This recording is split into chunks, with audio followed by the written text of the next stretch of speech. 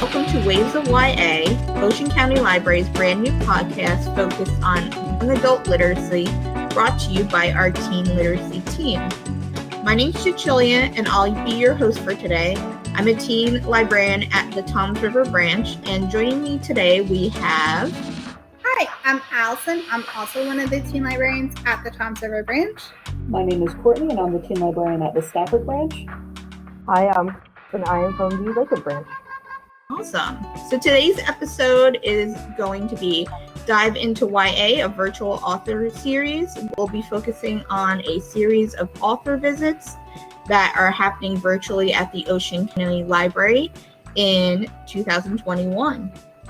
Discussing authors' new titles, what authors are visiting that we are excited about, and a little bit about the behind the scenes of how the series got started. So let's get started talking. So who are you guys most excited about visiting? What upcoming authors are you excited about in this series? Start with Allison. So I'm actually really excited for Elizabeth Lim. She's coming on Thursday, July 22nd, and the program starts at 6 p.m. And she wrote a duology, Spin the Dawn, and then the sequels Unraveled the Dusk. And it's this epic fantasy. There's a lot of Asian influences on it. The main character is a seamstress, so she's doing embroidery and making clothes, which is very much in my wheelhouse. So her new book that's coming out is Six Crimson Cranes, which takes place in the same world, which I think is like really cool concept, and that's getting released in the beginning of July. And the tagline for that is A Princess in Exile, a Shape-Shifting Dragon, 6 Enchanted Cranes, and an Unspeakable Curse. So I also really enjoy Elizabeth Lim. She's written some of the Twisted Tale series from Disney, so they kind of take your favorite Disney fairy tales and they like mix them up and crazy things happen. And she wrote my favorite Disney movie, which is Cinderella. And that one is all about what happens if Cinderella never tried on the glass slipper at the end of the movie. So I'm just excited to see what she has to say. I totally understand that coming from you as a fantasy person. I know you were really excited to get Laura Sebastian too. I know. Last month. Yeah, another author of the fantasy world that I absolutely adore. So I'm just like, I want to find out like what other things she has cooking that's going to be coming out, what extra tidbits she can tell us. And she's from New York, so she might come in person another time, maybe in the next couple of years. Don't tease me. What about you, Courtney? Okay, for me, it's got to be Megan McCafferty, just Yes. because I've loved her work for 20 years. I read her Jessica Darling series, the Sloppy First, and the other books when they came out when I was a teenager. And she's also local. She writes about kids growing up in her fictional version of Ocean County, and it's just so much fun. I recently read The Mall by her, which that's is her latest one, right? I think so. Yeah, I think that's the most recent one that's come out, and I can't believe I'm about to say this, but at this point, it is historical fiction because it's set in the 90s. But it hits that same note where for me personally, because I grew up around here, it's got that nostalgia of, it sounds very, very much like my teen years, but with added, adventure and mystery and romance all taking place at the mall. So yeah, that's a great, fun and funny read. And I don't think that you have to be an Ocean County native to enjoy it. I think everybody can relate to going to the mall as a teen too. Yeah. I'm just getting left there. What about you, Chris? I'm excited for Greg Neary. He did Grand Theft Horse. It's a graphic novel, and I normally read through them super fast, and I kept picking it up and putting it back down, and finally read through it and then couldn't put it down at all while I was reading it. It's actually a biography about his cousin, who was the first person since the 1850s, I believe, to be charged with Grand Theft Horse. She stole, there's some aggressive air quotes was happening, a horse, but she was also part owner and the trainer for the horse, and it was all the legal battles that she was going through because the other owners that had the money to finance the horse, it's a racehorse, were trying to get the horse back, and she's like, "You're going to run it to death. Like, it's already injured." So she's trying to save the horse's life. It was really interesting to read. I don't know a lot about horse racing at all, so I learned a lot about like the culture. Like I knew, but like just surface level stuff. It was really interesting. So I want to hear him speak about that and like his experience of like, this is my cousin that I haven't seen in years. And she's like, by the way, I got arrested for horse theft in the 2000s. So that's exciting. I can't wait for that. And then I'm excited for A.S. King. I just finished reading Switch, her newest book. Oh, well, listening to it. I do mostly audiobooks. I went to college out by Reading, so I've seen her speak before, and she was phenomenal. It was super interesting.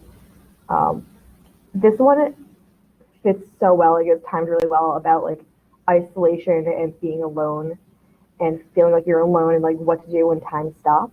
And she, in the author's notes, mentioned she started writing it back in 2018, so it was like pre-pandemic and just timed really well, where we all spent a year feeling like we were alone and the time had stopped. So it was really phenomenal, like and moving. The description is like it's about a track meet. It's not. It's about isolation. It's so good and so timely. Nice. And she always writes kind of like weird, speculative, kind of bizarre stuff in her stuff. Did you find that in this one too? Oh yeah. This one, because I haven't read a few in between. Like I read Ask the Passengers and then Please Ignore Verities because that was the one she was talking about when I saw her in college. So I feel like it's gotten a little bit weirder, but some of it might have just been because that feeling of isolation is so weird and also like really hit home right now. So part of it is like we've gone very bizarre, but also like it makes perfect sense with what everything just happened. Awesome. Are there any like books that the authors have written that you like completely fell in love with, or any upcoming books from any of the authors in the series that really are looking forward to? I fell in love with Alatsue by Darcy Little Badger. I love that. I think I've been talking that up to like everyone I've known. And I regret you have been talking about this book since the beginning of the year. And I regret that it took me so long to actually fold and read it because like so good. Like you shouldn't have given me a choice, Cecilia. You literally should have forced me to read it. I think now everyone in the office has pretty much read it. So I'm really excited for that one. I thought that was a really cool concept that she created a world like ours with magic, and she spent so much time focusing on like her Lipan Apache heritage and culture and incorporating their myths and legends and how they would view magic into this world. Like I want her to write either sequels or other books in that world. I fell in love. She has a new one coming out, I believe, in the fall or the end of the summer. A Snake Falls to Earth, which again focuses on Lipan Apache folklore. So I'm excited about that one. The cover for that just got released too. What about you, Courtney? I was pleasantly surprised when I read Murder Trending by Gretchen McNeil, because I don't normally read kind of like, it's got like that thriller, like it's violent and kind of like dark humor. And that's not normally what I go to. But Murder Trending, the idea is that it's this dystopian near future where the death penalty has been outsourced to what's basically a reality show. And very like Running Man. Yeah, it's the main character is a teenage girl named Dee, and she gets hastily convicted of her stepsister's murder and ends up on Alcatraz 2.0, and she has to try and survive, where what they do is they let serial killers go on the island and kill people to, enact justice is the idea. And it is televised, or it's on an app. There's a lot of stuff that's a little bit like, oh, it's an app and it's got spikes instead of likes, and it takes a little bit to get immersed in it, but it was a lot of fun. It was very much kind of a summer teen horror movie in book form. I can totally see that as like a TV show or like streaming or whatever. The teens love murder. Yeah, it's definitely got the gore. Any you're excited about or any you read, Chris? I know you talked about Switch that you just read.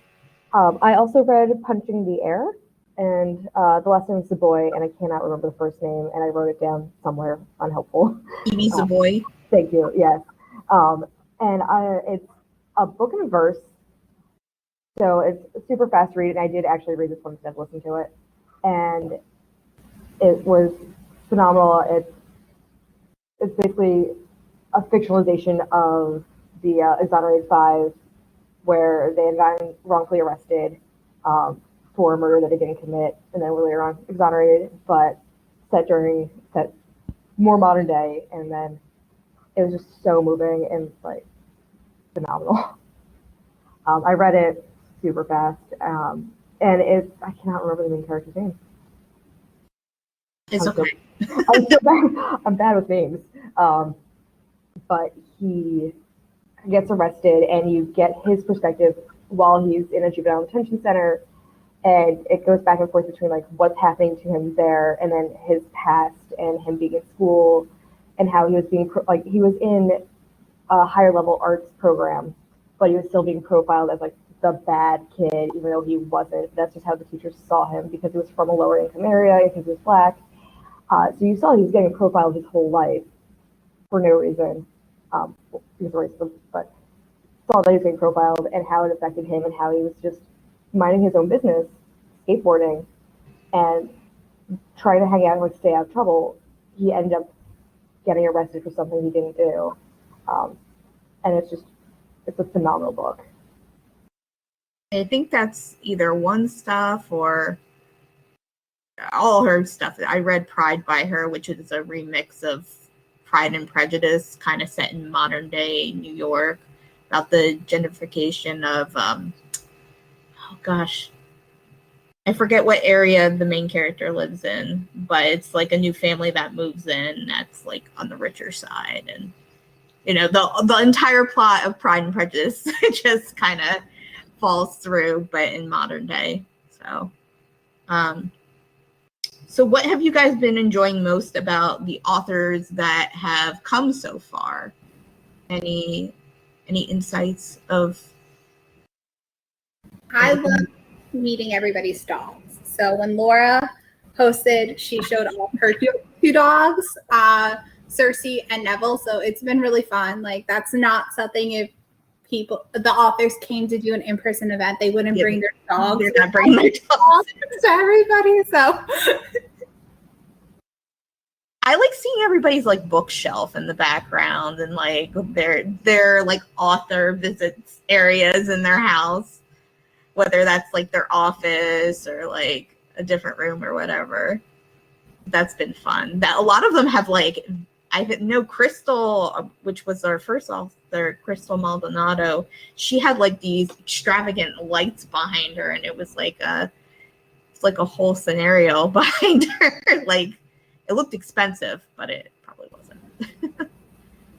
And I feel like Steve Shankin just hosted us in his like office where he like writes and does research. Like Laura Sebastian, she made sure she had a bookcase behind her. Same thing with Crystal, like making sure like that things are a little bit more fancy. Same thing with Zendaya, like fancy bookcase. And Steve, you could just see his like wall of notes behind him, which I thought was really cool because he is a nonfiction author that he has to actually do like the research bit. So for him, shelf space, wall space is more important for him to be able to have his notes laid out rather than having copies of books and stuff. Nice. I love that about Steve's visit. It really seemed like we were getting such just a view into the process he goes through. And I think there's some advantages to people being in a space that they're comfortable in. You get a very natural conversational presentation from the authors sometimes, and that's really valuable. And they can show off a lot more too. Like even when Molly Oster tagged at her, she's like, "Oh, let me show you this," and then she just screen shared her computer screen, and she's like, "Oh, this is like work in progress. Like this is like the edits I got back from my editor." Like that's not really something that people always come prepared for during like an in-person visit versus it comes up in the conversation. They're like, "Oh, I have that on my computer. Let me show you." Yeah, I love seeing like all her in-process work too. I thought that was really interesting to look at. Did you learn anything about the authors from the visits that have been going on so far? I know you had a conversation with Laura Allison about baking. Yeah, no, Laura has moved to London, so she did want to make sure she got in early for the call, just in case there was any issues getting things connected, especially with her being international. So she got in early, and then the two of us just had a very cool conversation about her dogs, her bacon, her living in London. So like that was something I felt was really special, especially considering she's probably one of my favorite authors. So it was definitely You had something in common too. Exactly. It was a very cool moment.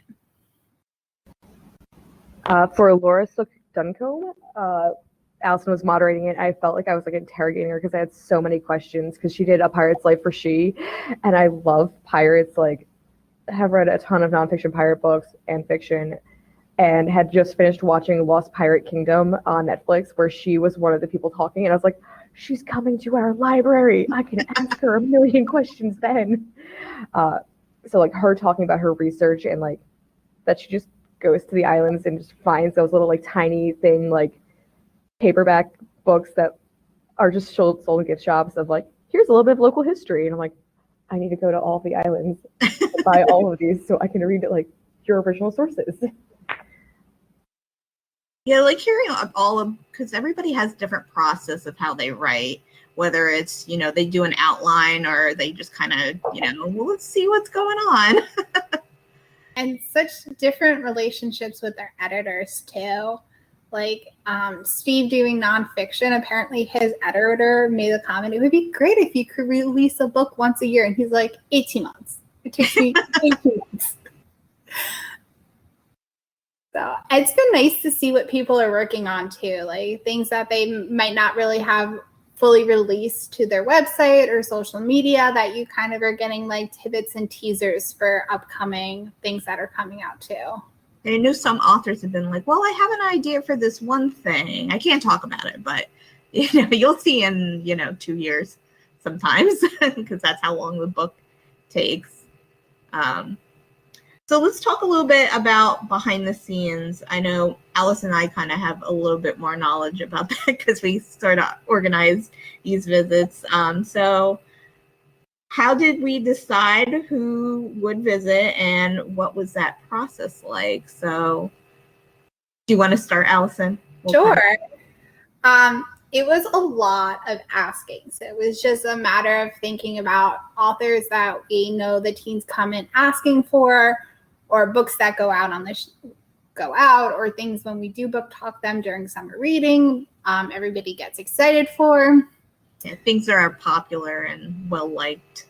And then just starting asking people. We also try really hard to make sure that we, I love fantasy books, as proven by both Elizabeth Lim and Laura Sebastian, who I can't stop talking about, that we asked other people besides the authors we actually were like, enjoy, and we made sure that there was the various genres, like Steve Shanking does nonfiction. We made sure that there was some authors like Katie Zhao, who has had children's books come out, and now she's writing YA, and people like Julie Murphy, who's wrote in YA, now they're writing some adult books. So like a range of not just YA only authors, but also authors who's written in other age groups, and then genres too. We also worked to make sure we got some debut authors. So like Yes. Darcy's Little Badger, Lots Away was her first book. Crystal I can't say her last name. Maldonado. Her first book was Fat Chance Charlie Vega. I Pamela, love that book. so good. Pamela and Harris, her first book is When You Look Like Us, which is also phenomenal. It's a mystery, really cool concepts. Highly recommend it. And then we got kind of staples with A.S. King and Julie Murphy and Megan McCaffrey and PC and Kristen Cass. That's coming up on Thursday. I guess when this releases, it will have already happened. Yeah. So like just making sure that everybody who is coming, and that it's people who are up and coming, but also people like PC and Kristen Cass who have been writing YA for a long time. Like adults who grew up reading them would be like maybe interested in coming back and listening to them. And this is a teen and adult series. We kind of decided to focus on, promoting to educators and promoting to teens themselves too. Because YA isn't just for teens. Yes. So do we want to kind of go through all the authors and kind of book talk their latest titles or anything we're excited about? Yeah, I think that sounds like a fun idea. Okay. We could start at the top and then kind of all go into conversation sort of mode. So Crystal Maldonado was our first author back in April, and her debut book was Fat Chance Charlie Vega, which was an Own Voices body positivity, sort of like a sweet romance, kind of about Crystal finding herself, getting her into her first relationship. Her father has passed away. She's dealing with a kind of overbearing mother who is constantly wants her to lose weight. So, trying to find positivity in her own self and gaining confidence in herself. And I thought it was a really cute book. If you love sweet romances, it was definitely top of my list. And her new book, I think, comes out, I want to say next year. She talked a little bit about it. That one sounds amazing. It's about a plus-size girl who kind of ends up sort of catfishing some people. And it is also a romance. So she was also really awesome to work with. The audio for Fat Chance Charlie Vega was also phenomenal. Yeah. That's how I listen to it. I love audiobooks. So anything I basically read by any of the authors besides Molly Alstertag, who writes graphic novels, was an audiobook. Has anybody read Zendaya Menon's stuff? I know I have. I have too. Okay. She has her Dimpleverse, and then her new series. I think that's more on your level, Allison. Sorry. Yeah, Rosetta Academy. They're retellings of classic fairy tales, but in a very modern way, and it's really not too much fantasy, but they're really cute rom-coms. Her first book is of Curses and Kisses, which is kind of a retelling of Beauty and Beast, and then she has another one. Her second book is coming, and that series is coming out, I want to say this fall, maybe. It might have come out. Was it Of Princes and Promises? Yes. Oh my God, you're so amazing. I could only see the cover in my head, which doesn't help anybody in a podcast. It came out at the beginning of this month. Okay. Yeah, because I think I follow her on social media, so I see her stuff come up, and I was like, oh, there are 9 images of this book. I'm assuming it's either coming out soon or it's already out. So, and that's a retelling of the Frog Prince. So then Laura Sebastian. I love her. So her Ash Princess, right? Yeah. So her book, Ash Princess, is the first book in her trilogy, and it's all about Thea. She's 16 years old. Her mother used to be queen of their country, and then invaders came when she was 6. Her mother was murdered, and she's been held captive by the invaders, and anytime her people act out, she receives punishment. So this is really all about her coming to terms with living with the people who are oppressing her, but also trying to get her country back and escape this less than desirable living situation. It's amazing, and she has 2 other books that are supposed to be coming out this year. So she's supposed to be having of Sick in Shadows come out in July, which is an adult fantasy book, and it's a retelling of like Camelot, which I am like so excited for.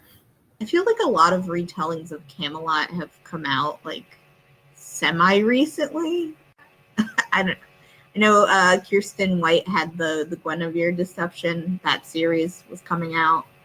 So I don't know, like as soon as something comes out, I feel like 8 other books that are very similar to that end up coming out. So we had Steve Shankin at the end of May. He writes like nonfiction stuff. I can take this one too. So his most recent book was Born to Fly, which was about women aviators during the 1920s, and they used to do air races. So they would start in one part of the country, and then in their planes they would travel cross country, and then there would be certain fields that they would stop at every night, and then whoever won the race got the prizes. But the crazy thing is that because of how the planes were set up, they were like open cockpit. You really weren't flying that high. They didn't have great like navigation systems. So most of the pilots would like have a roadmap that they would be holding in their open cockpit, trying to find the map on the road that they're flying over to make sure that they meet their destination. So you really got to feel for like these crazy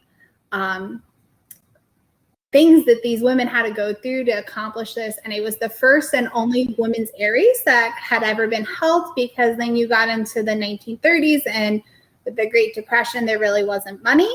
So it was a really interesting book. And he's wrote a lot of nonfiction books. And he talked to us about his next book that's coming out, which is about spies during the Cold War, which also sounds very exciting. You can't really go wrong with spies. No. And like children's or teen nonfiction. Molly Ostertag, her new one is a YA book, but she's written J books. The Witch Boy series, which I didn't know when she was talking about. She just wanted it to be a one-shot, like just a one-off graphic novel. So it kind of deals with gender norms. The main character is Asher, I believe, and he is a boy that grows up in this like magic family. Like magic is a part of their family, but witches are girls and shapeshifters are boys. But Asher is more drawn to like witchcraft, and he realizes he's the only one that could help when his like male cousins start going missing. So there's each book in the series kind of deals with like a different kind of little adventure. And then her new one is The Girl from the Sea, which is a sapphic Selkie romance, which I was totally sold on. I literally bought it the day she came, so that was pretty awesome.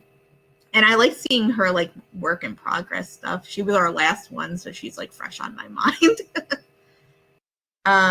Did anybody read that House of Night by PC and Kristen Cast? Those books? I did. You did? When I was a teen. Yeah, they were cool. They very much came out. Like sort of in the height of the vampire craze. Yes, I was about to say that. They were very much in the height of the vampire craze. If you like YA vampire books, like I highly recommend you read them if you haven't. It's a really great series. The characters are awesome. I'm excited for Spells Trouble. That is on my to-read list from them. When I was researching for them, apparently that House of Night got picked up to be a TV show from the producers of Shadowhunters. Wow. That series. Yeah, so they're looking for a network right now. And I watched them do an interview with like the producer that picked them up, and they kind of like were interrogating him about, oh, have you read the books? And he was like, of course I've read the books. Like, not a lot of producers like actually read the books that they're looking to make into a production. So that was kind of funny to watch that happen. That actually explains why so many books, when they get turned into things, are like hardly like the book at all. Anything like it. It's like maybe vaguely the notes of it. But the other thing I thought was interesting is House of Night got turned into a graphic novel series. So I like immediately when I found that out, I was like, well, I gotta check these out. So when we have them on Hoopla, which is awesome, we have the entire series. And their next book, I mean, if you haven't guessed by the title, Spells Trouble, is about witches. So then we talked a little bit about Megan McCaffrey. Do you want to talk a little bit more about maybe your first experience reading Megan McCaffrey, Courtney?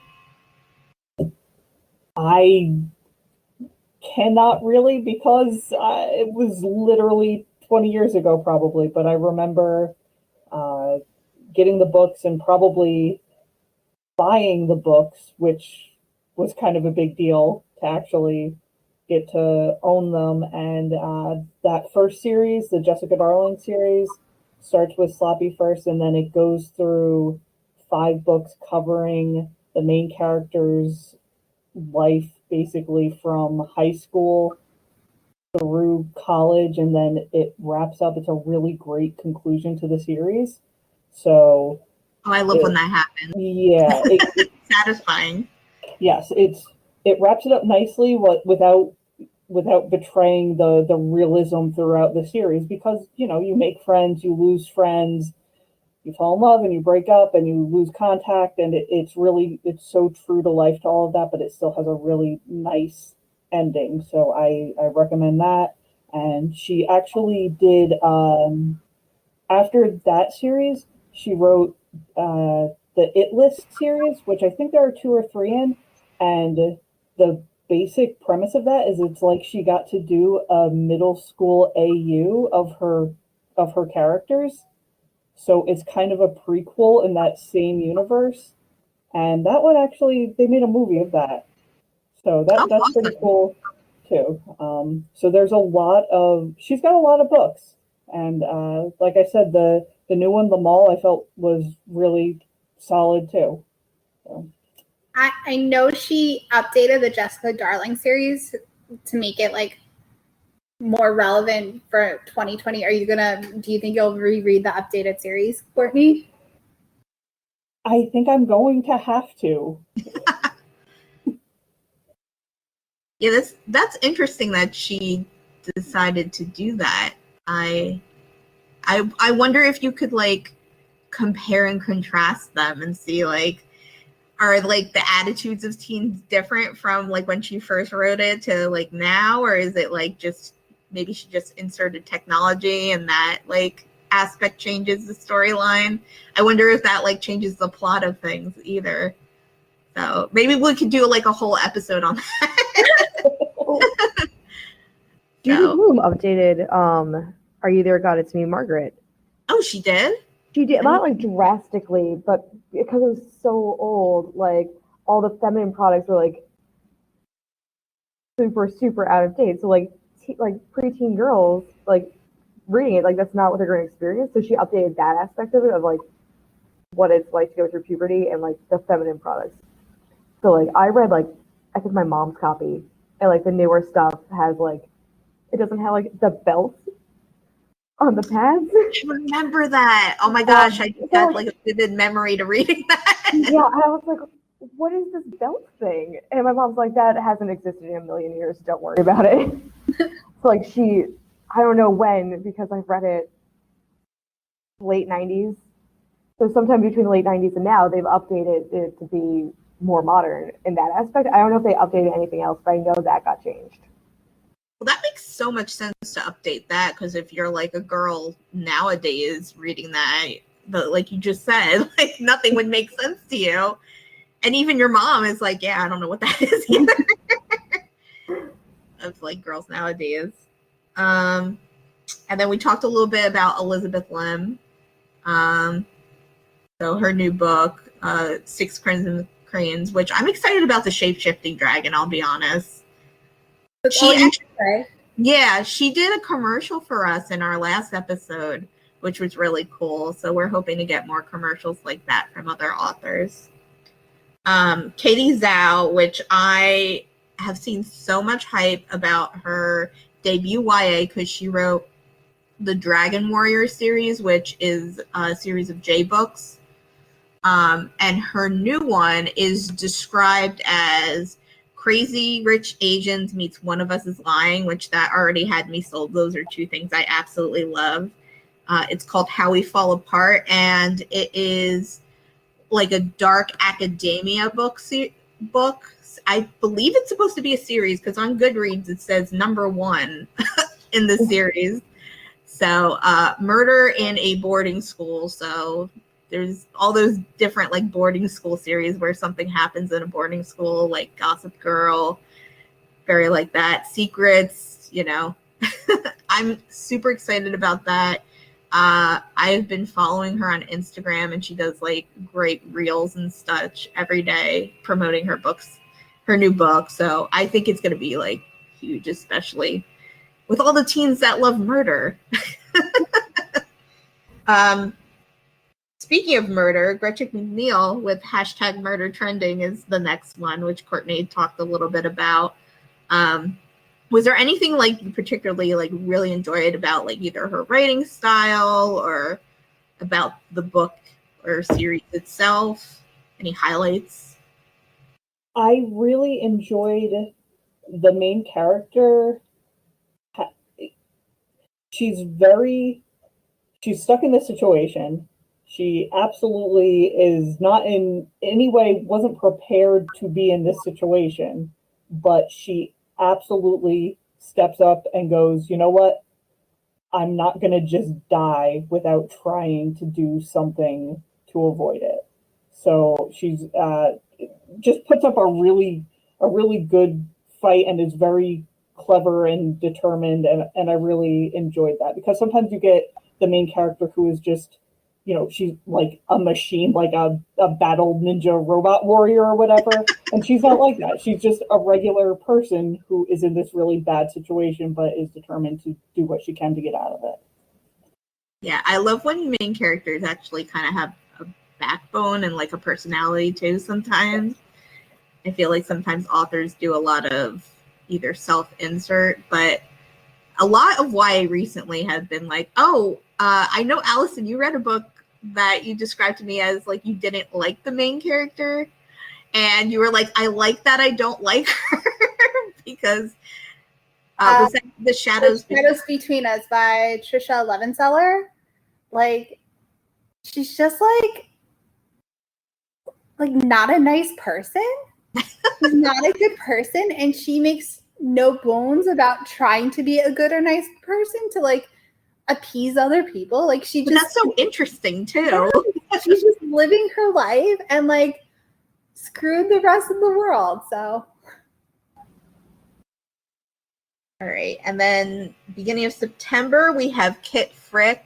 I Killed Zoe Spanos. Has anybody else read that besides me? Okay, I'll sell it to you guys. It was described as a retelling of Rebecca. So the main character kind of is like going about her life, and then this couple hires her as a nanny for the summer. And it turns out she looks a lot like their last nanny, who has been missing for like a while. So she kind of, it's about her like going through the summer and figuring out like, did I know this person? Like, what's my connection to her? And like, I think the connection with Rebecca, which is a Daphne du Maurier's book, is kind of like this mysterious person who has either died or gone missing that you're like connected to, but you don't really know like what her life was actually about. And there's been like a trend with a lot of YA books that have like podcast elements to it. So the babysitter that's missing, her friend is doing a podcast about her being missing. So I actually read this one surprisingly as an arc, but I've heard the audiobook is really, really good for this one. And that's Kit Frick's latest. Has anybody read Julie Murphy? Not the newest one, though. What was the first one? Dumpling? Yes, Dumpling. Okay, which is a Netflix movie. Plug. With Jennifer Aniston. Yeah, her new one is, I think the last one set in the Dumpling verse, which I think is what she calls all her books that kind of are interconnected, which is Pumpkin. So she was one of the like popular, well-known ones we got. So yeah, I really enjoy her. Her characters are they're complex characters. They've got a lot going on, and I mean, the hook in Dumpling is just so much fun. You've got this teenage girl who she's fat. She is not what people think of as a beauty queen, and her mom, who is obsessed with the small town beauty pageant thing, and she herself, she doesn't have like a bad self-esteem or anything. She loves herself how she is. She just is very aware that she's not fitting what her mom's idea of this ideal is, and decides that she's going to enter, and she's going to win, and she's going to show her mom, that there's room for people like her everywhere. I think it's been a while since I've read it. I might be missing a plot point or two here, but I just remember really, really enjoying it. It really felt very empowering to me. You, I think, hit the nail on the head, Courtney. Yeah, good description. A lot of moms and body positivity. Like Crystal's book had a lot of that too. So I think it's a common thing in teens. So in the beginning of October, we have Greg Neary. I know we talked a little bit about Grand Theft Horse. He also has Ghetto Cowboy, which is an older book, but it just got turned into a Netflix movie called Concrete Cowboy, which is like Ghetto Cowboy is I think it's a YA book, but the movie is rated R, which is kind of bizarre to me. It's Netflix. The ratings don't matter anyway. You're gonna watch it. You don't get ID, so it's fine. Yeah. He's written mostly like nonfiction stuff, right, Allison? No? Okay, I'm completely wrong. The only nonfiction book is Grand Theft Horse. Okay, I think I was thinking of him just telling a story about his cousin. Yeah. Because I got super into Grand Theft Horse once I finally read it. I started like digging through all of his other stuff and like interviews and like his website, where people will be like, hey, did you know about like this area in like inner city Philly where they have like this horse riding program? So all of his stuff seems to be based in like real events or like a real like program or organization. Like, so he's coming from like, all right, well, this exists, this is real, and now I'm going to make it my own and then write a fiction story based on this real thing. Yeah, like inspired to write based on a thing that exists, actually. And then we have Evie's a Boy. You talked about Punching the Air. I talked a little bit about Pride. She has I believe her next book is a picture book coming out. So I think that actually comes out in October. So I think she was excited to promote that. And then we have Pamela N. Harris, who I haven't read her book, but it's like on my very long list of things to read. Has anybody? You did? Yeah. Okay.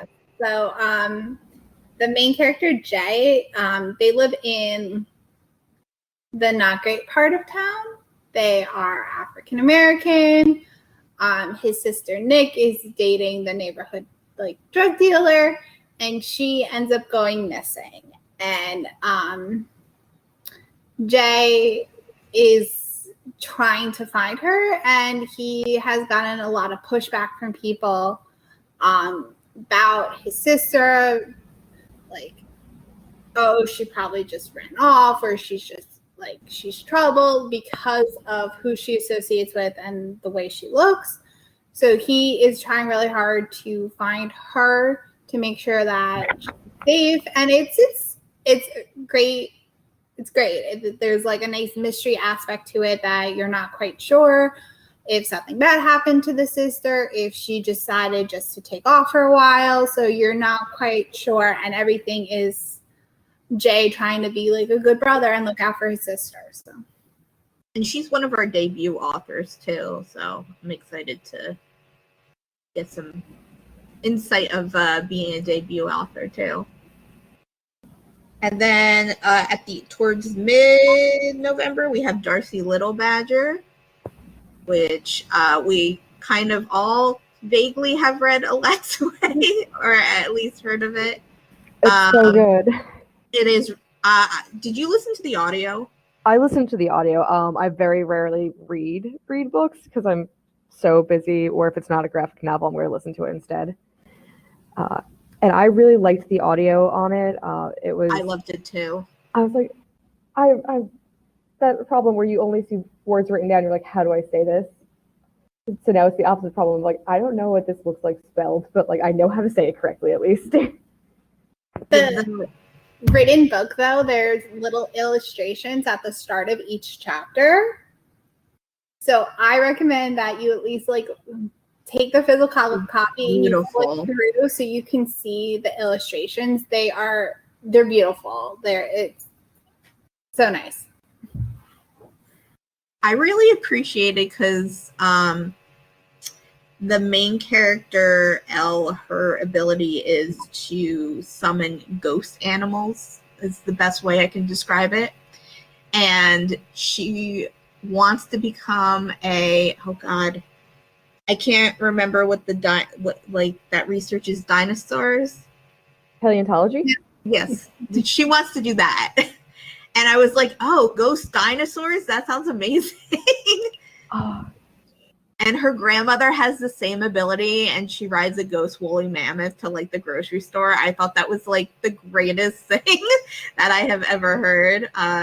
There's like fairies and vampires and like ghost dogs. She has a ghost dog named Kirby that used to be her dog in real life, and then she summons him.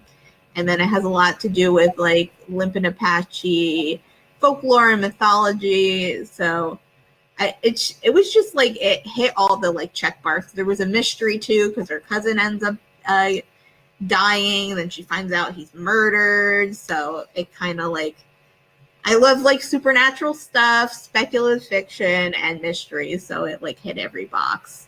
I listened to it in a day. I was like, this is it. Like I started, I was like, I can't do anything else today. Like I thankfully did not have plans. It was the weekend. So I'm like, this is my day now. I'm going to clean my apartment and listen to this book. She did such a perfect job of incorporating the magic in creating a world that is like our world today, but has magic. Like I always really appreciate that with like urban fantasy authors when they actually like they think it through. So like what caused magic to like take place in our world, or like how would this slightly change this? And she just did such a beautiful job that like when you were reading the book and you stopped, you almost forgot that like our world doesn't actually have magic, and I would be disappointed. What I really appreciated about the book is the main character is asexual, and that's only mentioned like very briefly once in a conversation because she gets invited to someone's wedding and they say like, oh, you could bring a date. Oh, I know you're ace, so, you know, you don't have to. And it's just like, you know, a thing. Like, it doesn't get really heavily handed in, brought up, but, you know, it's just part of who she is.